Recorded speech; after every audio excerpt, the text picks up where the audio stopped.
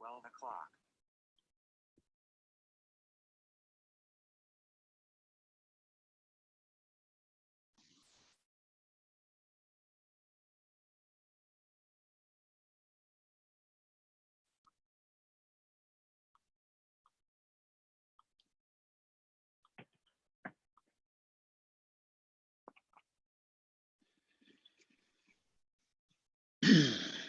Hey everyone, happy Friday for those of you who are on here already. Hope everyone's doing well. All right, so we're going to give it a couple of minutes for people to jump on.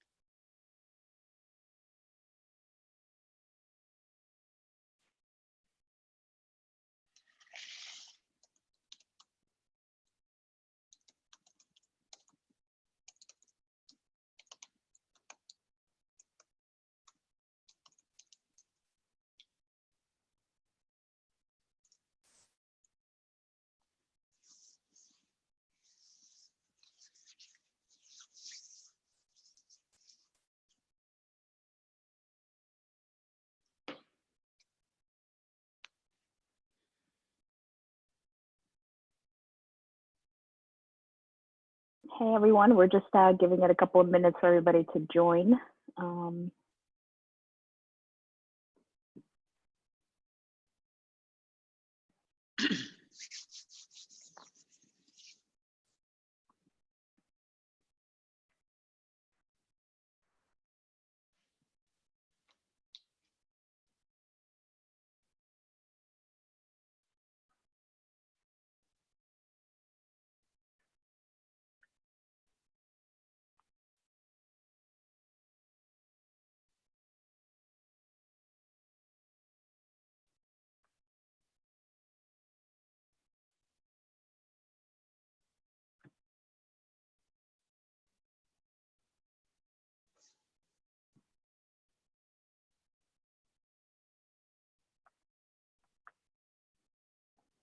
Good morning, everyone. Good Hey, Michael. So we've had, morning, Danny. So we've had a bunch of requests coming in. Obviously, you have lived through the 2008 financial crisis. And as most people know, the lonely entrepreneur had, was born out of that harrowing experience. So a lot of people are asking, for you to kind of almost go back there and tell us, what was it really like? What did this experience feel like from what you can remember? And I'm sure taking you back there is not easy, but a lot of people are there now. And somebody who went through it and came out the other end, I think there's probably some things that you can really share that are very valuable for people in it. Sure. We'll get into the stuff around expenses. It's funny, when we did the video for Lonely Entrepreneur, in the film editor said, you really need to go back to that moment. I was like, there's no way to do that. There's no way to actually go back. I think we faked it a little bit because it was just so kind of dramatic and severe. I mean, it's surreal right now because it felt very much the same way. We had 500 employees over in Northern New Jersey, and our three biggest customers were Washington Mutual, Countrywide Financial, and General Motors, that we had spent years and years building. We built the company up to where we were making a couple $100,000 a month and growing, and you fight for these big customers. And then all of a sudden, those three companies were probably the three biggest companies hit in the financial crisis. Washington Mutual and Countrywide Financial declared bankruptcy in about 2 weeks.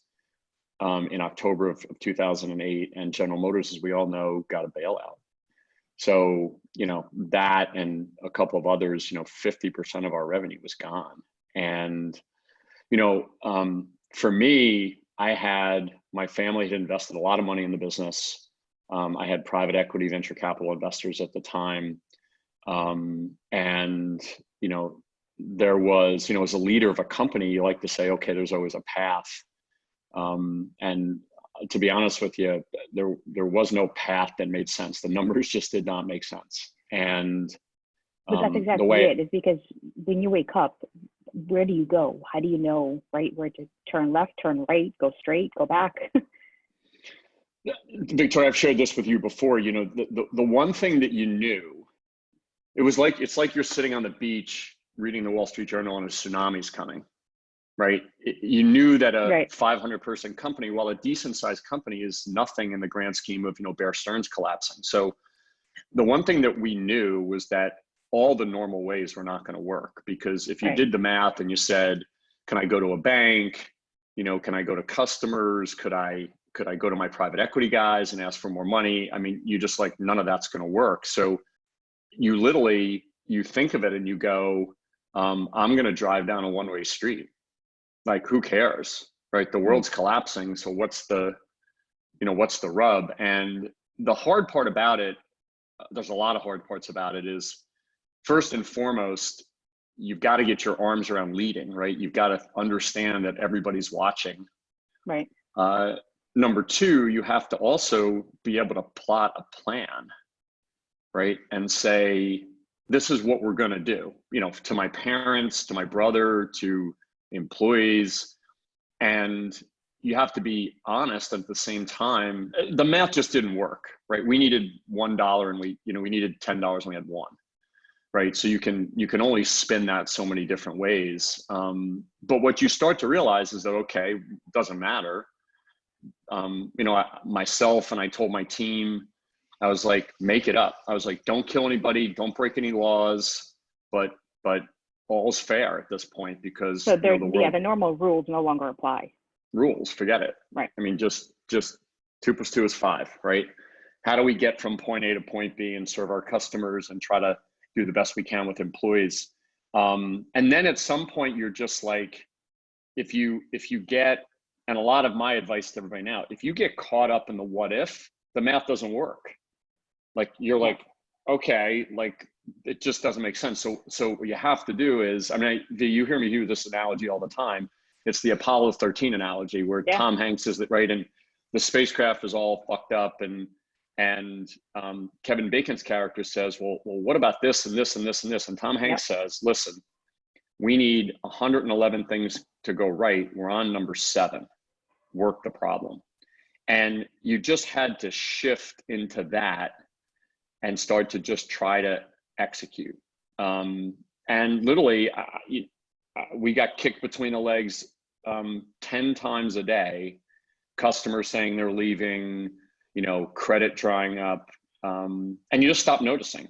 And I don't know if that's a good thing or a bad thing, but you just stop noticing, and you try to put pen to paper and say, we're going to do 1, 2, 3. You have investors and family and employees freaking out, and you just got to let them, you just got to leave it alone and not address any of that. Try to be sensitive to it, but you have a bigger fish to fry, and you've got to make sure the organization. So I'd be lying if I told you. I told my dad, I was sitting on the steps of the New York Public Library. He's like, what do you think? And I was like, I think we had a 1 in 10 shot. It took a little while to get over that, because we had spent 10 years building this. With the first 5 years of our company were incredibly lean, because we were creating this brand new concept in healthcare. So we had, you know, made it. And then to watch it get unraveled in a matter of minutes was difficult, but it doesn't matter, right? It's the way everybody feels right now. Like, who gives a shit? Like, okay, it's unraveled. You are where you are, so you can wallow in it, understandably. Or you can say, I'm going to go build a plan. I think the hardest thing at the time, which is similar to now, is there wasn't an end date. Right. You didn't say, okay, on October 5th, 2011, this will all end. And at that point, you can do X and Y and Z. So, you know, our customers were the biggest companies in America who were using rewards to drive healthcare behavior. You'd pick up, we used to kid around and say, we think we can predict the stock market because every day we pick up the Wall Street Journal, our clients on the front page. Right. So it sounds like. Go ahead. I was going to say, it sounds to me, right, the three biggest takeaways, right, is leadership, creativity, and execution when it comes to a time like this. Really well put, V. I mean, it's not, it sounds very cliche, but I can tell you that, I'll tell you a funny story. I knew everybody was watching. And every single day I used to goof around, and I think people maybe looked at me like I was a little nut because I was goofing around all the time. Now, there was no goofing around going on in my head. And I remember one day a client, ADP, we talked to them and they said, no, we're going to keep doing this. We're going to keep supporting our employees with rewards, and we're going to stay with you guys. And it was somebody you could put in the win column that they were going to stay, and which was very few. And like a week later, they called me and said, we just can't do it. You know, we're going to have to lay off a third of our employees, you know, all the normal stuff. And I remember I had a rubber baseball in my office, and I pounded my hand on the table and I threw the rubber baseball against the wall. And years later, after we sold the company and everybody's happy and all stuff, one of my employees came to me and said, you know what, during that whole time, we always thought we were going to be okay because you were just cool. She goes, her name was Kelly Oliveira. I'll never forget it. She goes, except that one time where you pounded your desk and threw the ball against the wall. Right. And I was like, really, one time? And you just realize that this is big boys and girls shit, and we can wallow, we can do whatever, but it's like you said, it's leadership. Build a plan. The plan's going to feel really shitty and clunky and risky, and then just go execute, and don't worry about the what if, because the what if, when you really think about it, it's like right before I took the bar exam, V, you'll have like a month before the bar exam, you're studying forever. You know, you go to Northwestern, you're not supposed to fail, and a month before you're like, holy shit, I don't know anything. And somebody told me, they're like, listen, you can either fret about the bar exam and study, or study, and if you don't fret about it, you have a better chance of success. So but big boys and girls stuff. Right. Well, thank you for sharing. I know a lot of people want to kind of get into people's heads, you know, who've been there and who have this experience and perspective. So thank you for sharing that. Now let's tackle expenses. Okay. So just to give people, just again, I'll do this every week because people have been asking how to get access to the Entrepreneur Survival Guide. You know, everybody can go to, and I think Victoria, if you could send out this website, just go to lonelyentrepreneur.com, survival-guide. Everybody can get, you know, free access. You just simply click on this free button and use the code in the chat for everyone. To help. Feel free to pass this along to anybody you know, any entrepreneur, excuse me, that you know. As we said, we're covering a series of topics over these 12 weeks. We're on kind of the expenses part of it today. Next week, we're going to go back to cash again. The cash we started with in the beginning was the government programs. And next week, we're going to go back to cash and how to really optimize your cash. But this week, we're going to spend our time, you know, on expenses. So try to dig into some of those things. Okay. For the people that are in the Entrepreneur Survival Guide, this all probably look familiar.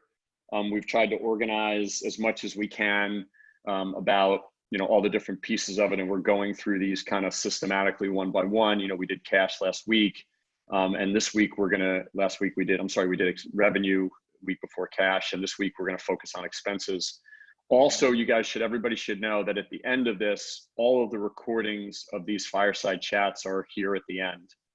Okay, so the cash, the revenue one that hopefully will be helpful to refer back to if you need it. Okay, so let's get a little bit into the expenses part of it. Right now, this isn't true for every business, but you really have to, the first piece of advice I would give everybody is, you know, how do you act like expenses would need to be zero, right? The revenue side of our businesses are such at risk. Restaurant, massage parlor, massage therapist, you know, you name it. Like there's so many businesses, and even technology businesses and marketing businesses, the revenue is at risk everywhere. And so you almost have to say to yourself, how do I get this expense base down to as close to zero as I can? Which when you think about that, it's kind of like, whoa, I mean, how do you actually do that? right? V, are you able to see my screen? I just want to make sure that we're. So I'm able to see just you. Okay, got it. Okay, now you're sharing. There you go. Much better to see my screen. Sorry about that. Sorry, let me just go back real quick then. This is the Entrepreneur Survival Guide. All of the recordings from the previous weeks are right down here at the bottom. Okay, so people can access that. I'm sorry about that. So when we think about expenses, right, the first and foremost, we have to think about this concept of expenses going to zero. So how do you think about it? There's a couple specific things you need to do. Number one, you have to look at every single expense, right? You can't say, well, this one doesn't count or that one doesn't count. You have to put them all up on a board and really think about them sequentially and think about, okay, I've got to deal with every single one of these and my goal is to get them as close to zero as possible, okay? Next is when you start to think about, okay, now how do I prioritize what I actually have to do, right? And what I actually have to pay. You have to really think of what is essential, not what you want, but what you absolutely need. Now, I'm going to suggest in a minute that we're still going to negotiate those, but make sure you're defining essential the right way. And this is, listen, some of this stuff sucks, right? Some of this is like you're talking about people you work with and employees and all this kind of stuff, but your job is to be a steward of the business, right? So you really have to think about each and every expense and really start to prioritize the ones that are absolutely essential. People decisions, they're emotional, they suck, they have to be made. So many businesses, the lion's share of people decisions, lion's share of expenses come from people, right? Next is what we're gonna spend a lot of time here on today, and we're happy to help people with afterwards, is negotiating with vendors, okay? This is an incredibly complicated thing for me. This wasn't that hard because, you know, I was a corporate lawyer and I knew the legal mumbo jumbo and stuff like that, but you have to negotiate with every single one of your vendors to try to cut these expenses. Next is obviously cash management, like spreading out payments, which is part of your vendor negotiations. And then last, and certainly not least, is you should not be paying anything until you negotiate. Okay, so how could you get expenses or your outlay of cash to be nothing? You're not going to need to get all the way to that, but that has to be your goal, right? And you've got to do it. You've got to do it quickly. Okay. So next, I'm going to skip over employees right now because we're going to spend a good amount of time on that. And let's talk about negotiating with vendors. First and foremost, normally in normal times, the parameters for your relationship with your vendors, the people that you pay, is what your contract says. You have a contract with them that says, I'm going to pay you $10 for rent, I'm going to pay a mortgage, I'm going to pay X and Y and Z. None of that matters now, right? And your job is to get your business to survive and thrive, right? So it doesn't really matter what those are because you have to figure out a way to get your cash to a certain point. So number one, you shouldn't be paying any of them until you negotiate, okay? And ultimately, there are some types of vendors where there's some kind of built-in solutions for this stuff, right? So for example, banks and credit cards, right? Some of them are providing automatic deferral programs. So if you go to your bank for your mortgage, let's say, or you go to your bank that handles your credit card, just simply by requesting, which a lot of times is just going to their website and filling out a form, you will get an automatic deferral. In fact, I'll refer you back to another part of the guide really quickly. There is in the cash management side, there's a link here called Access Bank and Credit Card Programs, which is a list of every bank and what they're providing and not providing. But for the most part, those are all around mortgages and credit cards. Okay, so you have to go and take advantage of those. Okay, next is things like big ticket items like rent. Oh, I'm sorry, I should say many utility companies also, you know, electricity, oil, gas, water, all that stuff, they're providing automatic deferrals as well. Okay, keep in mind, because so many of us as entrepreneurs, our business lives and our personal lives are tied together, don't just think you can do this for your business, right? You should do this, be doing this personally. Like there's no harm, no foul on these mortgage deferments. They're literally just deferring 3 months, right? So if you're an entrepreneur and you have 5 employees and you're dealing with all this, don't forget to go and do the mortgage deferral and the credit card deferral, not just for your business, but for you personally as well. Okay. And the same with, you know, utilities and other things. With respect to rent, okay, rent is a really tough one because on the personal side, many states, New York included, have prevented or prohibited, I should say, foreclosures and evictions. So for your individual, let's say apartment in New York City, you know, where we are, you're not allowed to foreclose or evict people. Okay.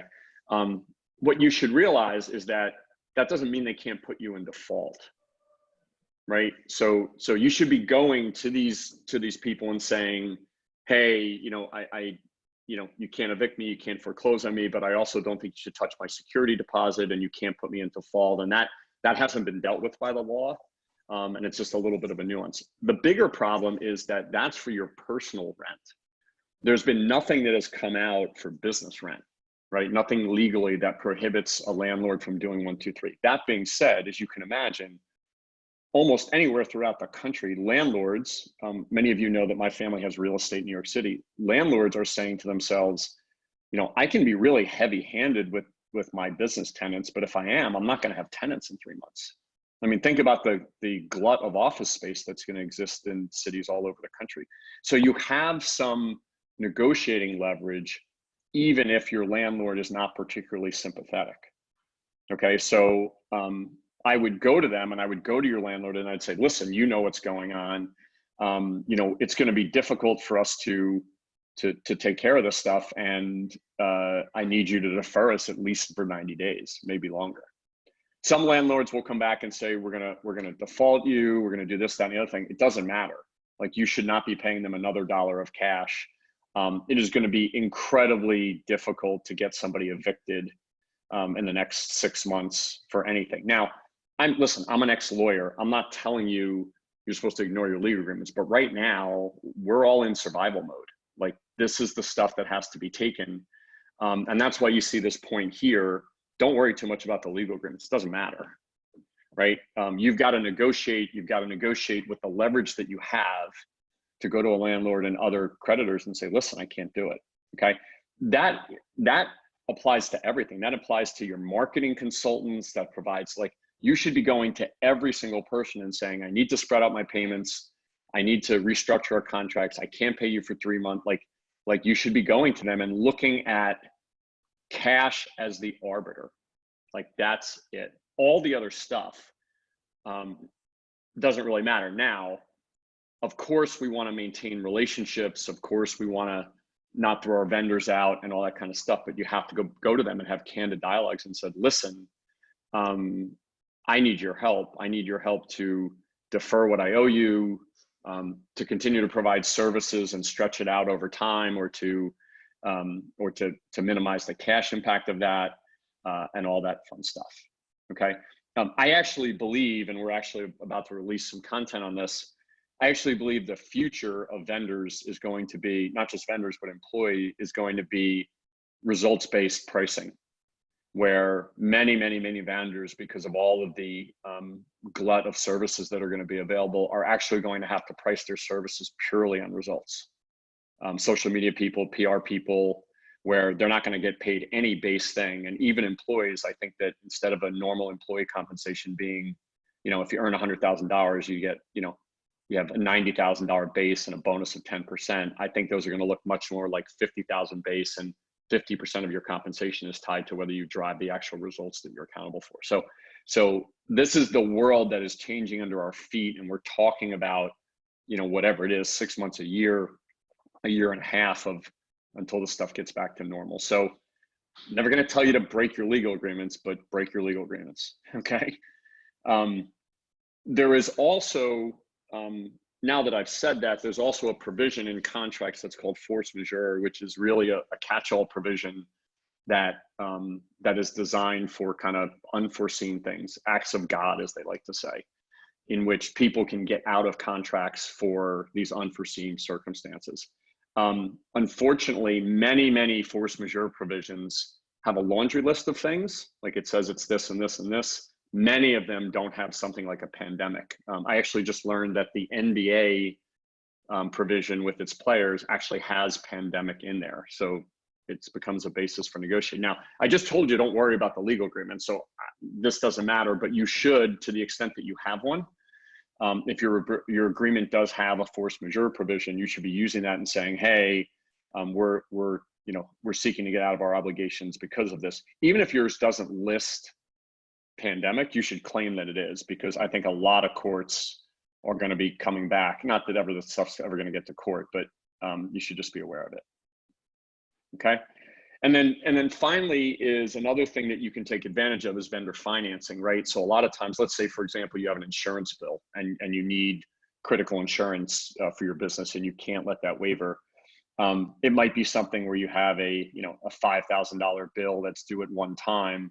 A lot of times when we look at these vendor options in financing, they have high annual percentage rates and you end up paying a lot more. And so people say, I'm just going to pay the $5,000. These now are worth taking advantage of if they let you spread the $5,000 out over 2 years, right? A lot of times they're at really low interest rates. And even if they're not, you can always pay it off. Most of these allow you to pay them off whenever you want. Some don't, but most of them do. So you want to take advantage of some of that vendor financing. I'm going to make and Victoria, I'll stop right after this to take any questions on this part of it, because this is a meaty part of it. The one final point I want to make is that there are a lot of credit cards we mentioned last week that are 0% credit cards. And what that means is that you can put a balance on them and you might not have to make a payment for 12 months, 15 months, 18 months, even 21 months. So you could take an expense or a cash outlay that you have today that might exist on a credit card, or somebody that you have to pay. And you could say to them, hey, listen, I want to pay you, but I want to pay on a credit card. And you go and get a 0% credit card. And you'll see, I'm gonna scroll over to it. Otherwhere in the guide, there's a link here for 0% credit cards. They're most of the major banks. This is for 21 months, 18 months from Discover and others. Okay, so this is a way of saying, listen, I need cash. I've got to figure out a way to pay some expenses. Go to your vendors and say, I need to be able to pay you on a credit card, and see if you can go to your bank and get a 0% credit card. Okay. V, why don't I stop there? I know there's a bunch of questions coming in, and I'll take a couple now. So a couple of questions. First is, when you negotiate with vendors, do you do it from a position of strength, or do you come to them and say, look, we're all in this together, right? Tough times, work with me? Because there are, like you said, vendors who are kind of taking both sides of this equation, so. Certainly, to the extent that you have a real relationship with somebody, you should have a candid conversation with them and talk to them the way you would talk to them about any business challenge that they had, right? That you had or that they had, but I can tell you that there will be a lot of vendors that will come back to you and say, I mean, not a lot, but some, landlords that will come back and say, you have an agreement, you have a legal agreement. I have no obligation to let you out. So I think, unless you have a real relationship, I would go to them and say, hey, listen, what's going on in the world. We need an immediate deferral of 90 days.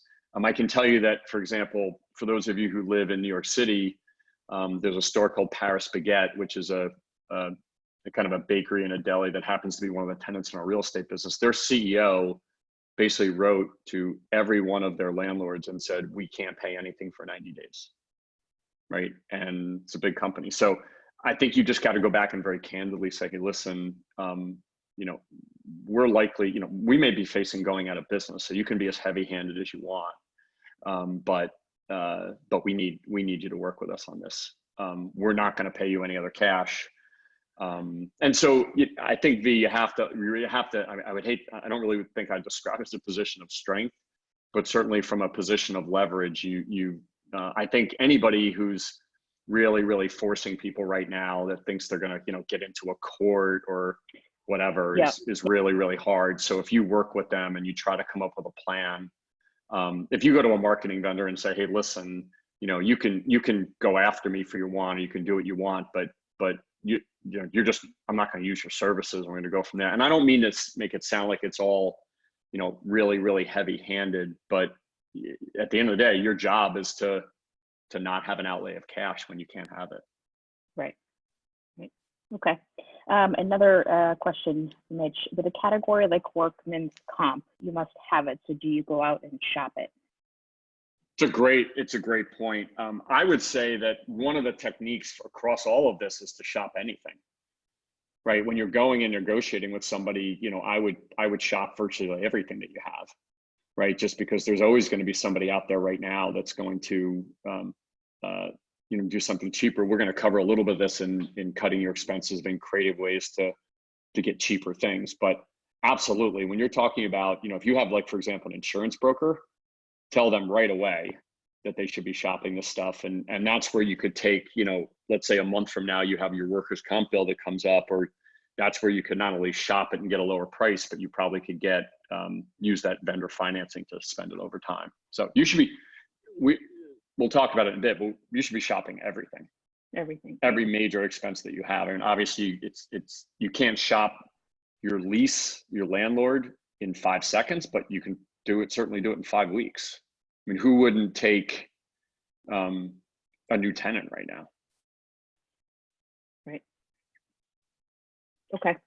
No, that's great. Thank you. I think that's it for these questions for now.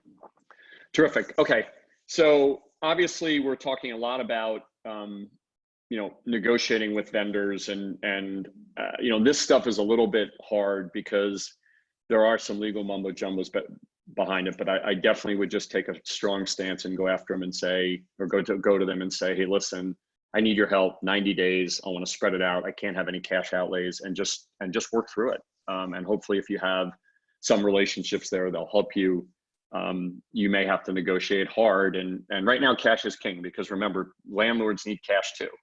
So, and landlords are not given a lot of things in the stimulus package. So, a lot of times, a heavy negotiation can work very much in your favor. Don't just think of this as today, right? Today we're trying to preserve cash, but you can leverage today to restructure relationships for the next year, right? You can reduce your expense base across the board if you have some of these negotiations now. That's gonna be hard to say. I know, for example, what I would be saying. I would be saying, I don't want to pay 90 days and I want a 50% cut in the price of your services starting now. Right. Yep. And if somebody said no, I would be like, I got to go find somebody else. Because remember what our job is. Our job is to be the steward of the business and our employees and our customers and our shareholders and all that Absolutely. Stuff. And we have another question. I'm in a rent control apartment in Manhattan that I sublet, and they're being really heavy handed. The person I sublet from paid the rent and is pushing for payment. Any advice? Well, hopefully you're allowed to sublet. Minor details. Minor details.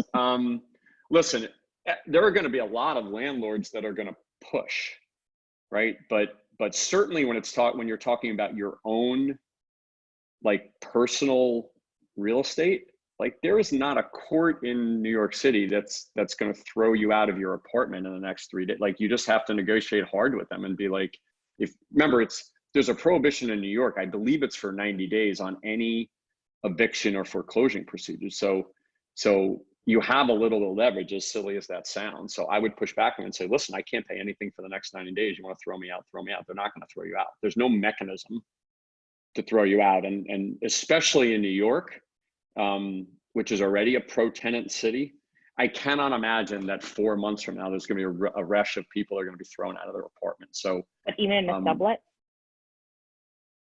You don't have any mechanism to get them out, right? There's no court that's going to take a case that's going to do it, right? So, listen, none of this is meant to be that you want to give up on your obligations. You want to just have candid dialogues and say, listen, this is impossible. There's no dollars here, and I may have to leave, but right now I can't. I mean, you are taking advantage of the situation that it's hand that you wish you were never in. So I don't think it applies any differently. you know, when you're on the other side of it, if you're the vendor or you're the landlord, you have to strike a balance. You have to try to understand you don't have to understand going on, even if you're being heavy-handed, but you have to understand what the result's going to be. The result's going to be you're just not going to get any cash, and there's nothing you can do about it right now. Right. Okay. Okay. Okay. Let's talk a little bit about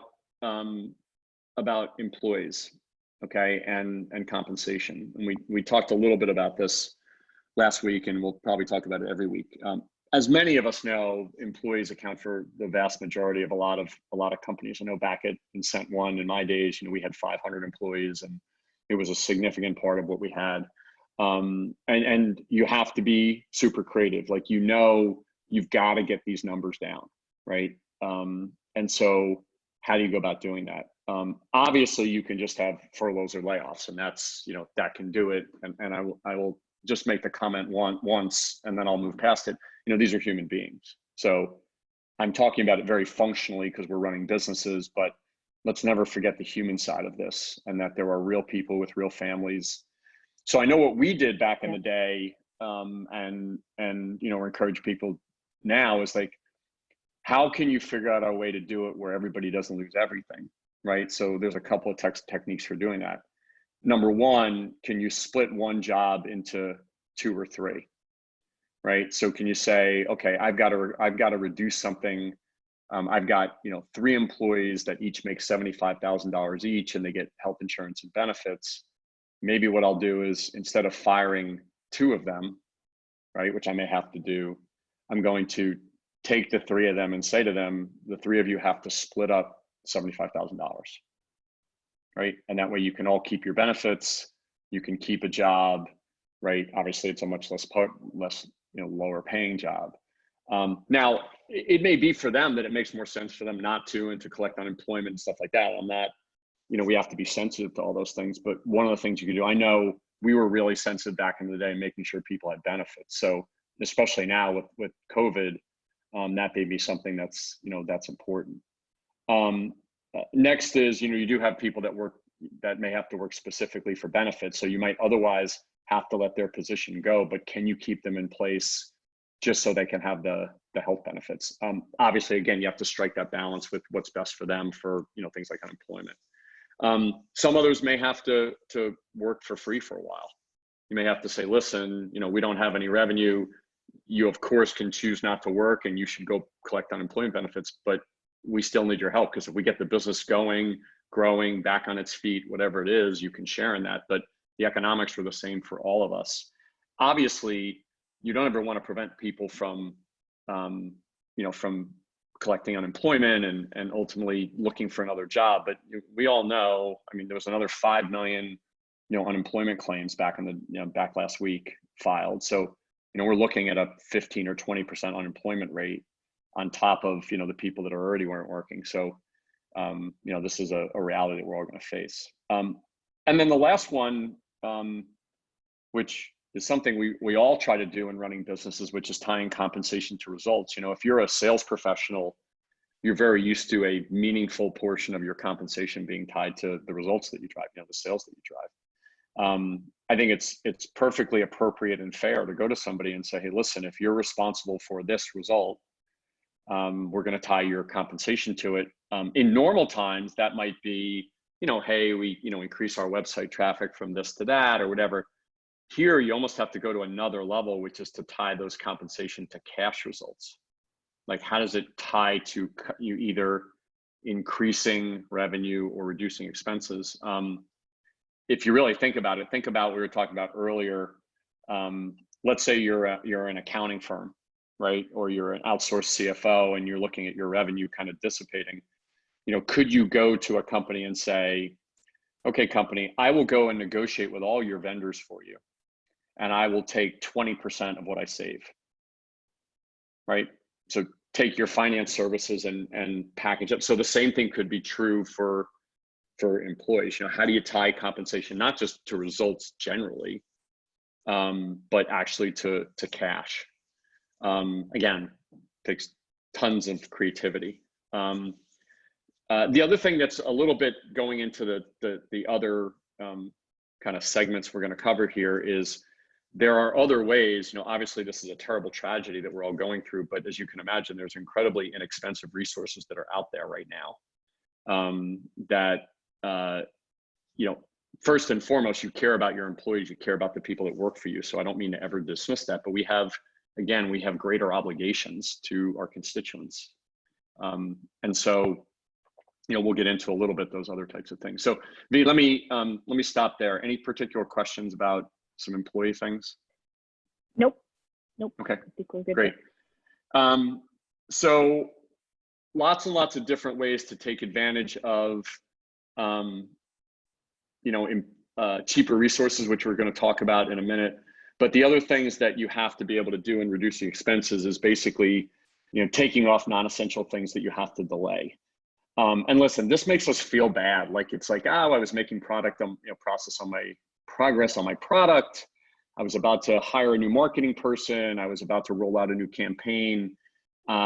Listen, if your cash situation and your revenue situation is okay, I'm not suggesting that you don't do these things, but we're looking at a relatively long haul here for this to come back. I think you just started to see yesterday earnings reports come out, and you're going to see massive layoffs and a whole bunch of other stuff that are going to be happening. And we're looking at a big contraction in consumer spending and business spending for the not too distant future. So you have to be proactive about some of the stuff. So what does that mean? New hires, not only just new hires in terms of bringing them on, but negotiating compensation packages for them. Next is marketing campaigns. Are we really getting a return on investment on our marketing campaigns, and not a general one, meaning I spend $1, I get 2. You may have to shuttle those for a while. New product development. We always want to have advancements in our product. These may be things you have to put off. Technology enhancements, as we say here, unless you're right in the middle of it, where it's going to kind of crater your business if you don't do it. Office upgrades, software upgrades, these are all things that really should be put on the back burner. Every one of these things should be negotiated if you do them, but you may have to just say, hey, listen, for the time being, we can't do this. Remember, everybody, the reason I say you got to get your expenses to zero is that when something like that happens, when you have a dramatic, I was talking to somebody we work with the other day that was like, oh, right now our revenue seems like it's okay. And I was like, but don't we have to plan as if 30% of your revenue is going to go out the door because our industry is such, the industry you're in is such that they're going to feel these things? Like, as the leader of the company, you can't wait, right? You have to get out in front of these things. That doesn't mean you have to go fire everybody, but you got to be in a position that if this does happen, you're able to deal with it financially. Okay, so think about the things that you have to put off to be able to kind of weather the storm a little bit here. So, okay. Michael, question. Yeah. How do you decide? Right, we have who won't be impacted by this? Industries. I think to what you were just saying. Follow-up question. Say that again. You mean so to what you were just saying? Follow-up question. You mean industries who won't be impacted by this? I'm not sure I understand, but what industries won't be impacted? Oh, what industries won't be impacted by this? Oh, well, I think that there are some that are thriving right now. So, people like Zoom and Amazon and things that service people in the homes and stuff like that. So, we were talking about the other day, like we spend a lot of our day right now reworking revenue models, and we were talking about, the construction industry and the contractor industry. Well, shouldn't there be a whole industry that evolves around the home office? Right? Home offices are like, somebody goes in the side room, and sometimes people, make formal, but shouldn't there be a whole design world that revolves around just how do we get, cooler, sleeker, more efficient home offices? So I think that there are a dramatic number of industries that are going to be affected. I think that consumers, they're going to be spending less. There's going to be more people out of work, and people have less salaries and 401ks and all that kind of stuff. So consumer spending is going to go down. Business spending is going to go down. So almost every industry is going to be affected, except for the ones that are directly related to kind of this new way of living. So I think, I think you have to implement these techniques, and if it ends up being better, then you can always rework in a positive way. Great, thank you. All right, another one. So obviously everybody's kind of slowing down, right? But from a business perspective, how do you look at a business and define the wants from the needs, right? So you're saying there's a lot of things that we have to put on hold now, but could it be detrimental to a business in the long run? Because at some point this, we all want to get back to our kind of normal ways of doing things in terms of running our business. So are there things that we have to weigh more heavily on what should be put on hold versus what we should still, keep investing in? Great question. There's no question that things they're going to put on hold will ultimately retard our businesses going forward. I think that it's, as we like to say, survive and thrive, right? Your first Yep. job is survival, right? Your first job is, okay, how do I set the organization up from a cash and expense and a revenue perspective to survive? But secondarily, you hope that you don't have to cut back so dramatically that you don't have to put things completely on hold. Two things that you have to do. One is our conversation last week about revenue, right? Different revenue models. My example of the home office construction guy that has to rethink the way they're doing it. The other thing is, and this goes into the next topic, is there are tons and tons of talented resources out there right now that can help you expand your business at expense levels that are much lower than before. You can go get a design project done for hundreds of dollars. You can hire commission-only salespeople. You can get college kids that are going to not have an internship for the summer. Like you can execute on a whole bunch of things that you otherwise wouldn't have been able to execute at the same level of efficiency, because the cost of these things are going to be dramatically lower. So I think that sorry, go ahead. No, I was going to say you can chip away at things that are really important to the survival of your business. It's just in a different way than you would before. Yeah, as long, it's job one is survival, and I'm very hopeful that a lot of the people that we talk to every day are not in complete survival mode, right? They've got solid businesses and they're doing a bunch of stuff and they're just striking a balance. Others are, unfortunately, as we know. But for example, if you're a restaurant, I wouldn't just be sitting around going, I hope I'm getting ready for them to open the doors. You have to be saying, how do we generate revenue? Like, how do we come up with new ways to do it? And I think there are many anxious and inexpensive resources out there that need to start to think about new ways that they're going to generate income from themselves, and that provides an opportunity to chip away against. If you want to run a new design project, right? If you always said, hey, listen, I wanted to redesign my website, you can go on, Upwork and Fiverr and say, for $500, I want a completely new designed website, and you're going to get 7,000 bids. To be able to do that. Mentally, you just have to understand your responsibility, because we grow, we evolve, and we are always want to do more and better. And we put in place plans, we start to execute them, and then it's a hit, right? We take a hit mentally to go, I got to stop this stuff. So deal with it for like an hour, and then move on, build your plan, and see if you can take more creative ways to deploy capital and resources to chip away at these things with the talent pool that's available out there. Definitely. Great. Thank you. Okay. Just some ancillary tips. These are, smaller things than the other things. Transferring health insurance to an employee's spouse can chip away at expenses. A lot of times there's simple elections that can be made to say, that somebody can get their health insurance from their spouse's company. Using free software, right? You have to maybe downgrade from paid versions to free ones. A lot of times you have the opportunity to have supplier partnerships where those suppliers will work with you. They understand that they need to keep your business or want your business, like some of the vendors we talked about. Partnerships with customers, which are just all creative different ways to put in place economics that make sense. The other thing I would say is I want to scroll down to, there's a lot of them here in this particular one, but one of the things that you can do is really, I don't actually see it here, is barter, right? So I'm going to trade my services for your services, right? Because maybe we both don't have cash, but we both have needs, right? And so can we barter, in a way that that serves both firms and allows you to allows you to go after your objectives in a way where you're getting the services that you need. Okay, so lots of stuff in here, different ideas about how to use commission sales forces. There are a lot of people that are looking for sales jobs that aren't going to have them for a while. So can you bring them into your organization, and all other fun stuff. And then finally is a little bit just around being creative and using services like Upwork and Fiverr and others. And in here we have kind of a rating of a bunch of these different services here. There's an interesting new one called Toptal, which is a newer player. This is for software developers. Also, I should have mentioned, doing offshore technology development is complicated, but it's getting cheaper and cheaper.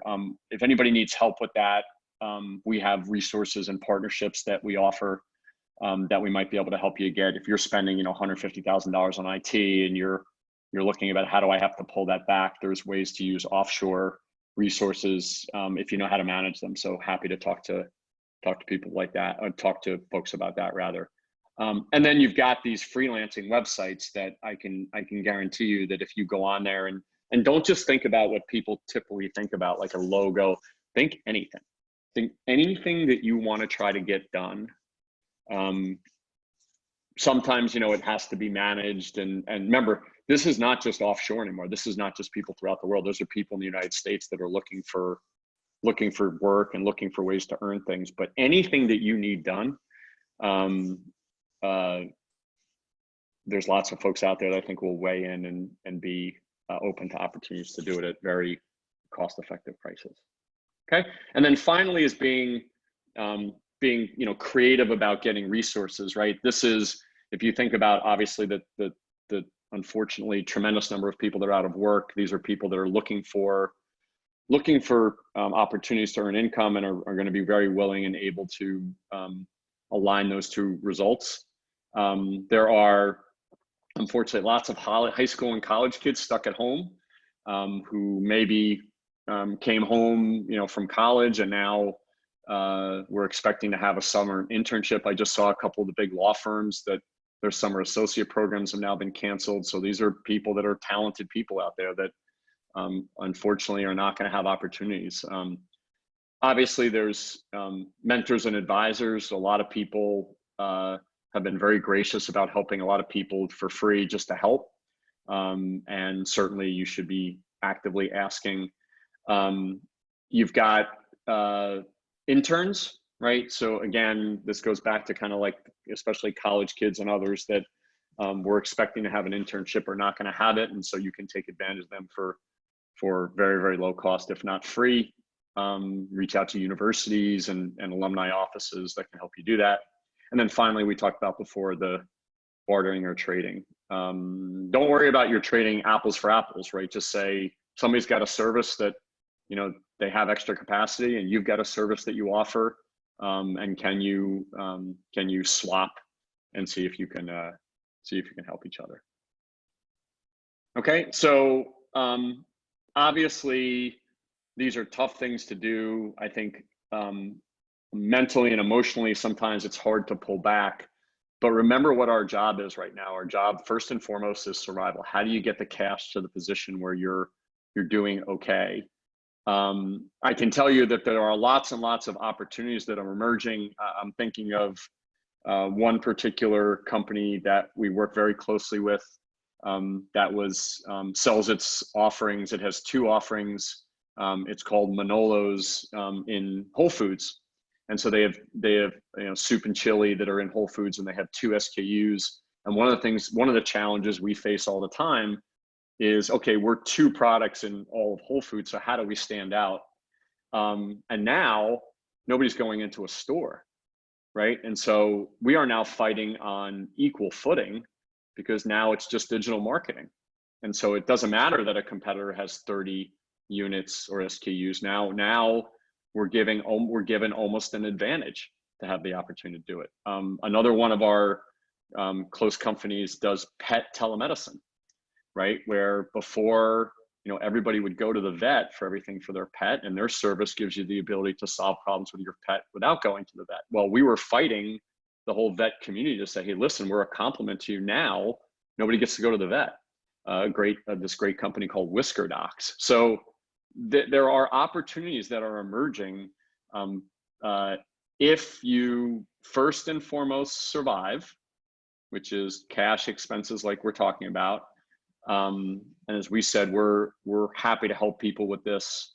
And obviously after that, setting yourself up from saying, okay, now I have equal footing or footing rather, to deal with my cash situation. Now I'm going to take it to the next step, right? I'm going to now start to push forward with some of the things that we talked about.